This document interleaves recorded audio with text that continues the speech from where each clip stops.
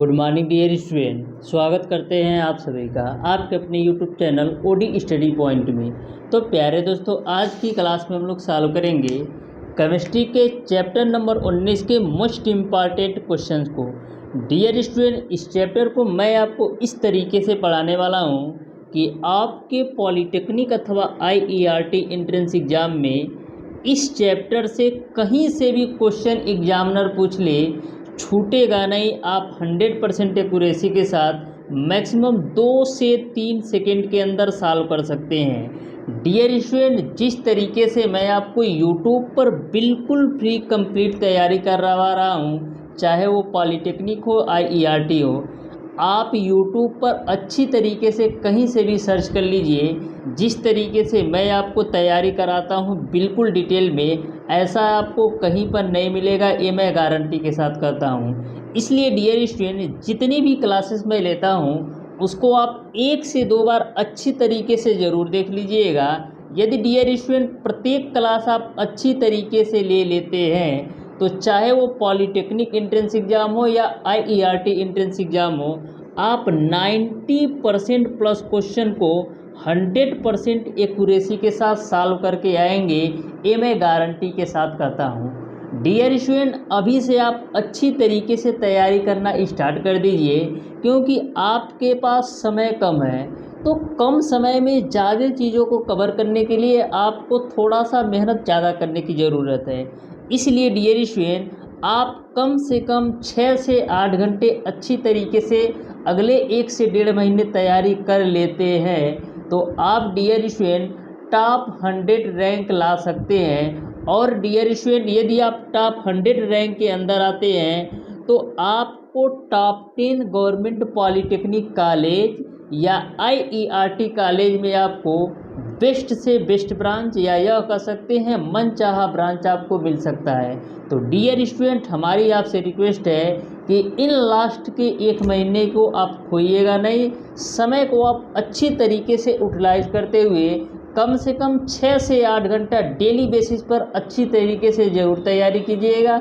और dear student, यदि आपको कहीं से भी किसी भी पॉइंट पर कोई भी कन्फ्यूजन हो तो हमको आप कमेंट बॉक्स के माध्यम से कमेंट करके भी पूछ सकते हैं, या हमारे व्हाट्सएप नंबर 7620175376 पर आप कॉल या व्हाट्सएप करके पूछ सकते हैं। तो डियर स्टूडेंट, आप बिल्कुल शानदार तरीके से तैयारी कीजिए। कहीं से भी अगर कोई भी प्रॉब्लम आता है तो आप हमसे पूछ सकते हैं। डियर स्टूडेंट, आपके लिए मैं मैथ स्पेशल की क्लास 1 या 2 मई से 100% स्टार्ट कर दूंगा।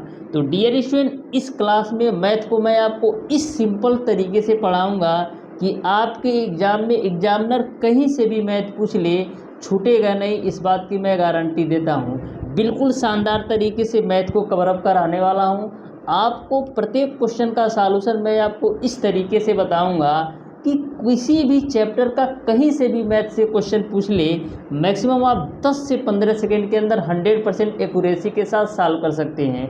पिछला वीडियो मैंने ऑलरेडी चैप्टर वाइज डाल रखा है, वहां से भी आप देख सकते हैं कि प्रत्येक चैप्टर के कॉन्सेप्ट को मैं इस तरीके से क्लियर करता हूं कि उस चैप्टर का कहीं से भी यदि क्वेश्चन एग्जामिनर पूछ लेता है तो मैक्सिमम आप 10 से 15 सेकंड के अंदर 100% एक्यूरेसी के साथ सॉल्व कर सकते हैं। तो उसी बेसिस पर मैं आपको मिक्स क्वेश्चन की सीरीज या प्रीवियस ईयर पेपर का सॉल्यूशन करवाऊंगा, जो कि बिल्कुल सिंपल वे होगा और किसी भी क्वेश्चन को सॉल्व करने में आपको मैक्सिमम 10 से 15 सेकंड लगना है, उससे ज़्यादा नहीं लगना है। तो डियर स्टूडेंट, स्टार्ट करते हैं आज की क्लास। देखते हैं क्वेश्चन नंबर 1। तो क्वेश्चन नंबर 1 आपका है, एक आदर्श ईंधन की विशेषता है। ऑप्शन नंबर ए आपका है निम्न कैलोरी मान, ऑप्शन नंबर बी आपका है उच्च कैलोरी मान, ऑप्शन नंबर सी आपका है उच्च ज्वलन ताप, और ऑप्शन नंबर डी आपका है पर्याप्त बचे अवशेष। तो एक आदर्श ईंधन की जो मुख्य विशेषता है डियर स्टूडेंट, उच्च कैलोरी मान होता है। इस तरीके से क्वेश्चन नंबर 1 का ऑप्शन नंबर बी सही हो जाएगा। क्वेश्चन नंबर 2 आपका है, द्वितीयक ईंधन का उदाहरण निम्न है। ऑप्शन नंबर ए आपका है प्राकृतिक गैस, ऑप्शन नंबर बी आपका है कोयला, ऑप्शन नंबर सी आपका है कोक, और ऑप्शन नंबर डी आपका है पेट्रोलियम। तो डियर स्टूडेंट, सबसे पहले आपको ये समझना होगा कि द्वितीयक ईंधन होता क्या है और प्राकृतिक ईंधन होता क्या है। तो डियर स्टूडेंट, सिंपल भाषा में ये आप ध्यान में रखिएगा कि प्राकृतिक ईंधन वे ईंधन होते हैं जो प्रकृति से प्राप्त किए जाते हैं। यानी प्राकृतिक ईंधन वे ईंधन होते हैं जो प्रकृति से प्राप्त किए जाते हैं, उसको हम प्राकृतिक ईंधन बोलते हैं। जैसे प्राकृतिक गैस हो गया, कोयला हो गया, पेट्रोलियम हो गया। यानी कि जो ईंधन आप डायरेक्ट प्रकृति से प्राप्त कर सकते हैं उसको हम प्राकृतिक ईंधन बोलते हैं। और प्राकृतिक ईंधन की सहायता से दो ईंधन हम तैयार करते हैं उसको हम बोलते हैं द्वितीयक ईंधन। प्राकृतिक ईंधन की सहायता से जो ईंधन हम तैयार करते हैं उसको हम द्वितीयक ईंधन बोलते हैं। जैसे आपका पेट्रोल हो गया, डीजल हो गया और कोक हो गया। तो आप बताइए, आपको समझ में आ गया होगा कि द्वितीयक ईंधन का उदाहरण क्या है। तो द्वितीयक ईंधन का उदाहरण आपका कोक हो जाएगा। यानी कि क्वेश्चन नंबर 2 का ऑप्शन नंबर सी सही हो जाएगा। क्वेश्चन नंबर 3 आपका है डियर स्टूडेंट, लकड़ी होती है। ऑप्शन नंबर ए आपका है हाइड्रोकार्बन। ऑप्शन नंबर बी आपका है हाइड्रोकार्बन का मिश्रण। ऑप्शन नंबर सी आपका है कार्बोहाइड्रेट का मिश्रण। और ऑप्शन नंबर डी आपका है अकार्बनिक तत्वों का मिश्रण। तो जल्दी बताइए कि लकड़ी होती क्या है। तो डियर स्टूडेंट, जो आपकी लकड़ी होती है कार्बोहाइड्रेट का मिश्रण होती है। यानी कि क्वेश्चन नंबर 3 का ऑप्शन नंबर सी सही हो जाएगा। आपके एग्जाम में बिल्कुल सिंपल क्वेश्चन पूछे जाते हैं, बस आपको कॉन्सेप्ट के साथ अच्छी तरीके से तैयारी करके जाना है। बिल्कुल सिंपल और आसान क्वेश्चन पूछे जाते हैं, बस आपको घबराना नहीं है।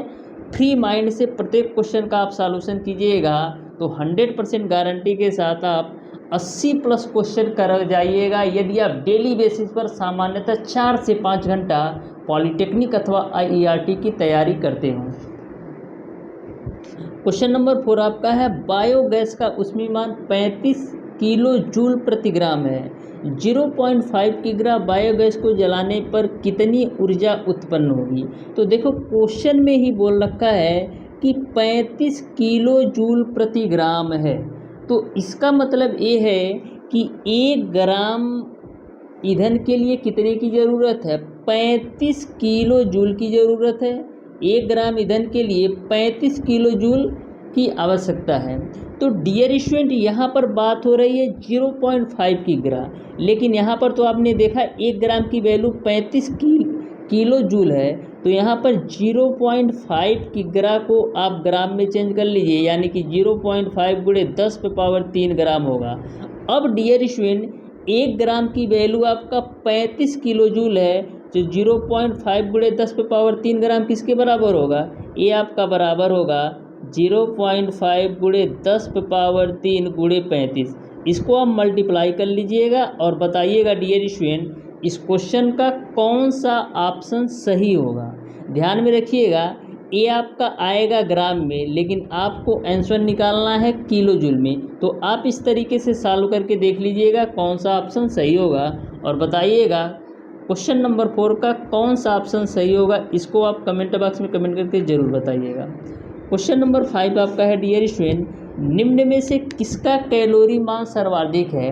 तो कैलोरी मान तब तो बताओगे जब आपको पता रहेगा ब्यूटेन का कितना होता है, एथेन का कितना होता है, प्राकृतिक गैस का कितना होता है, मीथेन का कितना होता है। जो इस क्वेश्चन के माध्यम से मैं आपको बताने वाला हूँ, इस तरीके से किसी भी यूट्यूबर के द्वारा नहीं बताया गया है। आप यूट्यूब पर सर्च कर सकते हैं। बस वे सिंपल क्वेश्चन लाते हैं और करा देते हैं, जबकि आपके एग्ज़ाम में ट्रिकी क्वेश्चन पूछे जाते हैं। यानी कि क्वेश्चन को घुमाकर पूछा जाता है। जिस तरीके से मैं पढ़ाता हूँ इसी तरीके से आपके एग्ज़ाम में क्वेश्चन बनते हैं। तो देखो, कैलोरी मान सर्वाधिक किसका है, तो कैसे पता करोगे किसका सर्वाधिक है। ऑप्शन 4 दिए हैं। तो सबसे पहले आपको इन चारों का कैलोरी मान पता होना चाहिए। तो बात करें ब्यूटेन का, तो ब्यूटेन का जो कैलोरी मान होता है डियर स्टूडेंट, वो आपका होता है 49। और वहीं पर एथेन का जो कैलोरी मान होता है वो आपका होता है 52। और वहीं पर जो प्राकृतिक गैस का कैलोरी मान होता है वो आपका होता है 35 से 50। और जो मीथेन का कैलोरी मान होता है वो आपका 55। तो जब इस तरीके से आप माइंड में सेट कर लोगे या याद कर लोगे कि ब्यूटेन का 49 होता है, एथेन का 52 होता है, प्राकृतिक गैस का 35 से 50 होता है और मीथेन का 55, तो आप कह सकते हो कि मीथेन का कैलोरी मान सर्वाधिक है। तो डियर स्टूडेंट, इन सारे पॉइंट को अच्छी तरीके से ज़रूर याद कर लीजिएगा। आपका एक नंबर 3 से 4 हज़ार स्टूडेंट के पीछे कर सकता है। तो इस बात को आप माइंड में सेट करके रखिएगा। ये मत सोचिएगा कि चलो एक क्वेश्चन छोड़ देते हैं, कुछ नहीं होगा। ऐसा नहीं करना है डियर स्टूडेंट। यदि आप एक क्वेश्चन छोड़ते हैं तो कम से कम 4 नंबर का डिफरेंस आएगा और ये 4 नंबर आपको 4 से 10 हज़ार स्टूडेंट के पीछे कर सकता है। इस बात को आप ज़रूर ध्यान में रखिएगा। क्वेश्चन नंबर 6 आपका है डियर स्टूडेंट, बोला है निम्नलिखित में से सबसे अधिक ऊष्मीमान है। ऑप्शन नंबर ए आपका है मिट्टी का तेल, ऑप्शन नंबर बी आपका है बायोगैस, ऑप्शन नंबर सी आपका है ब्यूटेन और ऑप्शन नंबर डी आपका है एथेनॉल। तो सबसे अधिक ऊष्मीमान किसका है? तो सबसे अधिक ऊष्मीमान जो है आपका, वो आपका ब्यूटेन का हो जाएगा। यानी कि क्वेश्चन नंबर 6 का ऑप्शन नंबर सी सही हो जाएगा। इसी में यदि आपसे पूछा जाए डियर स्टूडेंट कि मिट्टी के तेल का ऊष्मीमान कितना होता है, ब्यूटेन का तो मैंने आपको बता ही दिया है, एथेनॉल का कितना होता है, बायोगैस का कितना होता है। तो मिट्टी के तेल का और बायोगैस का और एथेनॉल का, इसको आप लोग ज़रूर बताइएगा कितना होता है ऊष्मीमान। आगे मैं बताने भी वाला हूँ, लेकिन आप लोग एक बार कमेंट बॉक्स में कमेंट करके ज़रूर बताइए। क्वेश्चन नंबर 7 आपका है डियर स्टूडेंट, निम्नलिखित में से किसका ऊष्मीमान न्यूनतम है? तो देखिएगा, इसमें आपको कोयले के प्रकार दे रखा है और पूछ रहा है कि किस कोयले का ऊष्मीमान न्यूनतम है। तो डियर स्टूडेंट, मैं आपको बता दूं कि कोयला आपका 3 प्रकार का होता है। एक आपका होता है लिग्नाइट कोयला, दूसरा आपका होता है बिटुमिनस कोयला, तीसरा आपका होता है एंथ्रासाइड कोयला। जो आपका लिग्नाइट कोयला होता है डियर स्टूडेंट, इसमें कोयले कार्बन की जो परसेंटेज मात्रा होती है 38% होती है। जो आपका बिटुमिनस कोयला होता है, इसमें कार्बन की परसेंटेज मात्रा 65% होता है। और जो आपका एंथ्रासाइड कोयला होता है डियर स्टूडेंट, इसमें कार्बन की परसेंटेज मात्रा आपका 96% होता है। अब तो आप बता सकते हो, अब तो आप सिंपल तरीके से बता सकते हो कि किसका ऊष्मीमान न्यूनतम है। तो आप देख सकते हैं कि जो आपका लिग्नाइट कोयला है, इसका ऊष्मीमान सबसे न्यूनतम है। इस तरीके से क्वेश्चन नंबर 7 का ऑप्शन नंबर सी सही हो जाएगा। इन तीनों पॉइंट को जरूर ध्यान में रखिएगा कि कोयले 3 प्रकार के होते हैं, लिग्नाइट, बिटुमिनस, एंथ्रासाइड। लिग्नाइट में 38% कार्बन होता है, बिटुमिनस में आपका 65% कार्बन होता है और एंथ्रासाइड में आपका 96% कार्बन होता है। तो इस तरीके से सबसे कम ऊष्मीमान आपका लिग्नाइट का हो जाएगा। क्वेश्चन नंबर 8 आपका है, एलपीजी के रिसाव का पता लगाने के लिए उसमें मिलाया जाता है। तो dear student, option number A आपको दे रखा है ethyl mercaptan, option number B आपको दे रखा है ethyl alcohol, option number C आपको दे रखा है एथिल ब्रोमाइड और ऑप्शन नंबर डी आपको दे रखा है बेंजीन। तो एलपीजी के रिसाव का पता लगाने के लिए डियर स्टूडेंट हम लोग एथिल मरपेक्टन का उपयोग करते हैं। इस तरीके से क्वेश्चन नंबर 8 का ऑप्शन नंबर सी सही हो, ये सही हो जाएगा। यदि आपसे पूछ ले कि चलो बताओ एथिल मरपेक्टन का रासायनिक सूत्र क्या होगा, आपको एथिल मरपेक्टन ना ऑप्शंस में दिया हो, रासायनिक सूत्र दे दिया हो, तो ध्यान में रखिएगा एथिल मरपेक्टन का जो रासायनिक सूत्र होता है वो आपका होता है CH3CH2SH के रूप में। ये आपका एथिल मरपेक्टन का रासायनिक सूत्र है। तो दोनों पॉइंट ध्यान में रखिएगा कि एलपीजी के रिसाव का पता लगाने के लिए एथिल मरपेक्टन यूज करते हैं। इसका रासायनिक सूत्र CH3CH2SH होता है। क्वेश्चन नंबर 9 आपका है, हाइड्रोजन गैस का कैलोरी मान बहुत ऊंचा होता है लेकिन फिर भी इसे ईंधन के रूप में प्रयोग नहीं करते। ऑप्शन नंबर ए आपका यह विस्फोटक है, ऑप्शन नंबर बी आपका धुआं अधिक होता है, ऑप्शन नंबर सी आपका यह गैस है और ऑप्शन नंबर डी आपका यह महंगा है। तो डियर स्टूडेंट, हाइड्रोजन गैस का कैलोरी मान तो अधिक होता है लेकिन इसका ईंधन के रूप में इसलिए उपयोग नहीं करते क्योंकि यह विस्फोटक है। इस तरीके से क्वेश्चन नंबर 9 का ऑप्शन नंबर ए सही हो जाएगा। अब आप बताइए हाइड्रोजन गैस का कैलोरी मान कितना होता है। तो हाइड्रोजन गैस का डियर स्टूडेंट जो कैलोरी मान होता है वो आपका 150 होता है। इस बात को भी आप ध्यान में रखिएगा। क्वेश्चन नंबर 10 आपका है सौर ऊर्जा का जो भाग पृथ्वी पर पहुंचता है वह है कुल सौर का। ऑप्शन नंबर ए आपको दे रखा है 47%, ऑप्शन नंबर बी आपको दे रखा है 53%, ऑप्शन नंबर सी आपको दे रखा है 60% और ऑप्शन नंबर डी आपको दे रखा है 100%। तो बताइएगा कि सौर ऊर्जा का कितना परसेंट भाग पृथ्वी तक पहुंचता है। तो सौर ऊर्जा का डियर स्टूडेंट 47% भाग पृथ्वी तक पहुंचता है, यानी कि क्वेश्चन नंबर 10 का ऑप्शन नंबर ए सही हो जाएगा। क्वेश्चन नंबर 11 आपका है कोयले का वह प्रकार जिसमें कार्बन की प्रतिशतता उच्चतम होती है। तो जस्ट मैंने आपको पहले बताया क्वेश्चन नंबर 7 में कि लिंगनाइट, बिटुमनी और एंथ्रासाइट कोयला होता है। अब आप बताइए किसमें कार्बन की प्रतिशतता सबसे उच्चतम होती है।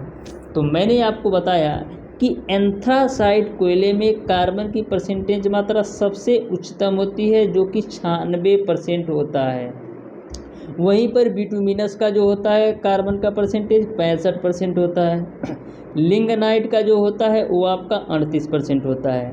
तो इसीलिए डियर स्टूडेंट मैं आपको बोलता हूँ कि किसी भी क्वेश्चन को पढ़िए तो उस क्वेश्चन से रिलेटेड और कितने क्वेश्चन आपके एग्ज़ाम में बन सकते हैं उन सारे क्वेश्चन को भी कवर किया कीजिए, जिससे आपके एग्ज़ाम में कहीं से भी उस चैप्टर का क्वेश्चन पूछ लिया जाए, छूटे नहीं। इसलिए आप डियर स्टूडेंट प्रत्येक क्वेश्चन के साथ साथ उस क्वेश्चन पर बनने वाले क्वेश्चन को ज़रूर पढ़ लें। तो इस तरीके से क्वेश्चन नंबर 11 का ऑप्शन नंबर ए सही हो जाएगा कि एंथ्रासाइट कोयले में कार्बन की प्रतिशतता सबसे उच्चतम होती है। क्वेश्चन नंबर 12 आपका निम्नलिखित गैसों में से किस गैस का ऊष्मीमान सबसे अधिक है। तो मैंने आपको बताया कि जो हाइड्रोजन का ऊष्मीमान है वो आपका 150 होता है, मीथेन का 55 होता है और पेट्रोलियम गैस का कितना होता है बताओ जल्दी। पेट्रोलियम गैस का कितना होता है। तो तरलीकृत पेट्रोलियम गैस का 50 होता है और जो बायोगैस होता है इसका आपका होता है 35 से 40। तो सबसे अधिक किसका ऊष्मीमान है। तो सबसे अधिक ऊष्मीमान आपका हाइड्रोजन का हो जाएगा, यानी कि क्वेश्चन नंबर 12 का ऑप्शन नंबर ए सही हो जाएगा। क्वेश्चन नंबर 13 आपका प्राकृतिक गैसों का ऊष्मीमान निम्न में से लगभग कितना होता है। तो अभी मैंने आपको क्वेश्चन नंबर 12 में बताया कि भिन्न भिन्न गैसों का ऊष्मीमान, तो आपको बताना है प्राकृतिक गैसों का ऊष्मीमान लगभग कितना होता है। ऑप्शन नंबर ए आपको दे रखा है 50 किग्रा, ऑप्शन नंबर बी आपको दे रखा है 60 किग्रा, ऑप्शन नंबर सी आपको दे रखा है 40 किग्रा, ऑप्शन नंबर डी आपको दे रखा है 70 किग्रा। तो प्राकृतिक गैसों का जो ऊष्मीमान होता है वो आपका 50 किग्रा होता है, यानी कि क्वेश्चन नंबर 13 का ऑप्शन नंबर ए सही हो जाएगा। क्वेश्चन नंबर 14 आपका एलपीजी मुख्यतः निम्न का मिश्रण है। ऑप्शन नंबर ए आपका है मेथेन तथा एथेन, ऑप्शन नंबर बी आपका है मेथेन तथा हाइड्रोजन, ऑप्शन नंबर सी आपका है ब्यूटेन तथा ब्यूटेन और ऑप्शन नंबर डी आपका है एथेन तथा एथिलीन। तो एलपीजी जो मिश्रण है डियर स्टूडेंट वो आपका ब्यूटेन और आइसोब्यूटेन का मिश्रण है। इस तरीके से क्वेश्चन नंबर 14 का ऑप्शन नंबर सी सही हो जाएगा। क्वेश्चन नंबर 15 आपका है C+O2 से आपका CO2 बनता है, जिसमें आपको 94.3 किलो कैलोरी ऊष्मा मतलब उपरोक्त होती है। तो कार्बन का कैलोरी मान कितना है ये आपको बताना है। तो सिंपल भाषा में आप ध्यान में रखिएगा कि जो कार्बन का कैलोरी मान आएगा C+O2 से CO2 बनने में वो आपका 7.86 आता है। इस तरीके से क्वेश्चन नंबर 15 का ऑप्शन नंबर बी सही हो जाएगा। क्वेश्चन नंबर 16 आपका है 2 ग्राम ईंधन जलकर 66 जूल, ये आपका जूल है भाई साहब, इसको आप सही कर लीजिएगा, जूल है। 66 जूल तापीय ऊर्जा देता है ईंधन का कैलोरी मान। तो डायरेक्ट आप 66 में 2 से भाग दोगे तो 33 आ जाएगा। इस तरीके से क्वेश्चन नंबर 16 का ऑप्शन नंबर ए सही हो जाएगा। क्वेश्चन नंबर 17 आपका द्रव पेट्रोलियम गैस के मुख्य अवयव हैं।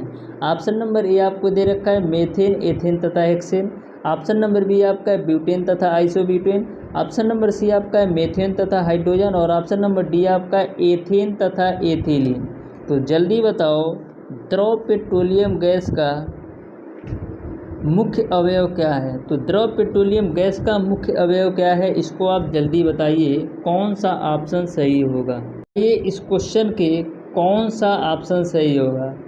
जो स्टूडेंट इस क्वेश्चन को पढ़ रखा होगा वो बता देगा कि क्या यह क्वेश्चन सही या गलत।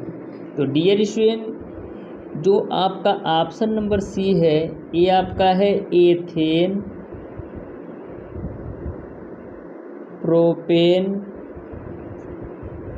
और ब्यूटेन, ये आपका ऑप्शन नंबर सी है। अब तो बता दो द्रव पेट्रोलियम गैस का मुख्य अवयव क्या होगा। तो द्रव पेट्रोलियम गैस का मुख्य अवयव एथेन, प्रोपेन, ब्यूटेन होता है, यानी कि क्वेश्चन नंबर 17 का ऑप्शन नंबर सी सही हो जाएगा। क्वेश्चन नंबर 18 आपका प्राकृतिक गैस में मुख्य रूप से होती है। ऑप्शन नंबर ए आपका है मेथेन, ऑप्शन नंबर बी आपका है ब्यूटेन, ऑप्शन नंबर सी आपका है ऑक्टेन और ऑप्शन नंबर डी आपका है ऑक्टेन का मिश्रण। तो प्राकृतिक गैस में मुख्य रूप से क्या होती है बताइएगा। तो प्राकृतिक गैस में मुख्य रूप से मेथेन होता है।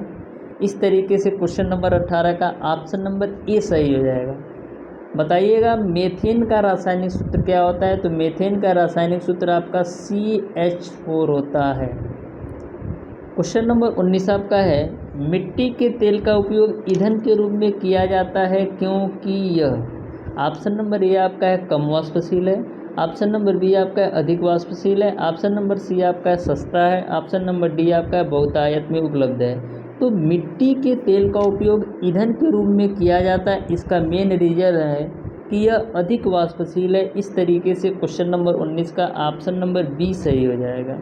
क्वेश्चन नंबर 20 आपका मार्स गैस का रासायनिक सूत्र है। ऑप्शन नंबर ए आपका है CH4, ऑप्शन नंबर बी आपका है C2H6, ऑप्शन नंबर सी आपका है C2H4 और ऑप्शन नंबर डी आपका है C2H2। तो मार्स गैस का जो रासायनिक सूत्र है वो आपका CH4 होता है।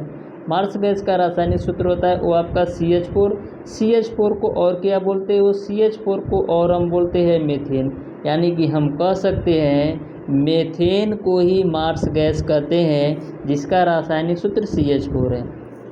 क्वेश्चन नंबर 21 आपका है केरोसिन शीघ्र आग नहीं पकड़ता जबकि पेट्रोल शीघ्र आग पकड़ लेता है क्योंकि। ऑप्शन नंबर ए आपको दे रखा है केरोसिन का ज्वलन ताप पेट्रोल से कम होता है, ऑप्शन नंबर बी आपका है केरोसिन का ज्वलन ताप पेट्रोल से अधिक होता है, ऑप्शन नंबर सी आपका है पेट्रोल का ज्वलन ताप केरोसिन से अधिक होता है, ऑप्शन नंबर डी आपका है पेट्रोल का ज्वलन ताप केरोसिन के समान होता है। तो केरोसिन शीघ्र आग नहीं पकड़ता जबकि पेट्रोल पकड़ लेता है। इसका सबसे बड़ा मेन रीज़न है कि केरोसिन का ज्वलन ताप पेट्रोल से अधिक होता है। केरोसिन का जो ज्वलन ताप है वो आपका पेट्रोल से अधिक होता है। केरोसिन नहीं, पेट्रोल का ज्वलन ताप यार केरोसिन से अधिक होगा। इसका ऑप्शन नंबर आपका सी सही होना चाहिए भाई, पेट्रोल का ज्वलन ताप केरोसिन से अधिक होता है। क्वेश्चन नंबर 22 आपका पवन चक्की द्वारा ऊर्जा का निम्न रूप कार्य में परिवर्तित होता है। ऑप्शन नंबर ए आपका स्थितिज ऊर्जा, ऑप्शन नंबर बी आपका है सौर ऊर्जा, ऑप्शन नंबर सी आपका है गतिज ऊर्जा, ऑप्शन नंबर डी आपका है ऊष्मीय ऊर्जा। तो पवन चक्की द्वारा ऊर्जा का निम्न रूप कार्य में परिवर्तित होता है। तो पवन चक्की द्वारा ऊर्जा का आपका गतिज ऊर्जा में परिवर्तित होता है। इस तरीके से क्वेश्चन नंबर 22 का ऑप्शन नंबर सी सही हो जाएगा। क्वेश्चन नंबर 23 आपका है कोयले की अंगूठी में जाली लगाई जाती है क्योंकि। तो कोयले की अंगूठी में जाली लगाई क्यों जाती है? कोयले की अंगूठी में जाली इसलिए लगाई जाती है जिससे वायु आपका नीचे से पहुंच सके, यानी कि क्वेश्चन नंबर 23 का ऑप्शन नंबर सी सही हो जाएगा। क्वेश्चन नंबर 24 आपका पेट्रोल की गुणवत्ता को निम्न में से किस संख्या द्वारा मापा जाता है? तो पेट्रोल की गुणवत्ता को डियर स्टूडेंट ऑक्टेन संख्या द्वारा मापते हैं, यानी कि क्वेश्चन नंबर 24 का ऑप्शन नंबर बी सही हो जाएगा। क्वेश्चन नंबर 25 बोला है कि गोबर गैस में मीथेन की प्रतिशत मात्रा कितनी होती है? तो बताइएगा आप लोग गोबर गैस में मीथेन की प्रतिशत मात्रा कितनी होती है? इस बात को आप कमेंट बॉक्स में कमेंट करके ज़रूर बताइएगा। ये आपका पहला क्वेश्चन है। दूसरा क्वेश्चन आप ये बताइएगा कि प्रोपेनाल का रासायनिक सूत्र क्या है? क्या बताना है आपको? प्रोपेनाल का रासायनिक सूत्र क्या है ये आपको बताना है। तीसरा आपको बताना है डियर स्टूडेंट तीसरा आपको बताना है कि सिंदूर का रासायनिक सूत्र क्या होता है। तो इन तीनों क्वेश्चन का आंसर आप लोग कमेंट बॉक्स में बताइएगा। पहला, गोबर गैस में मीथेन की प्रतिशत मात्रा कितनी होती है। दूसरा, आपको प्रोपेनॉल का रासायनिक सूत्र बताना है। तीसरा, आपको सिंदूर का सूत्र बताना है। इस तरीके से डियर स्टूडेंट आज की क्लास को यहीं तक रखते हैं। मिलते हैं नेक्स्ट क्लास में, तब तक के लिए धन्यवाद।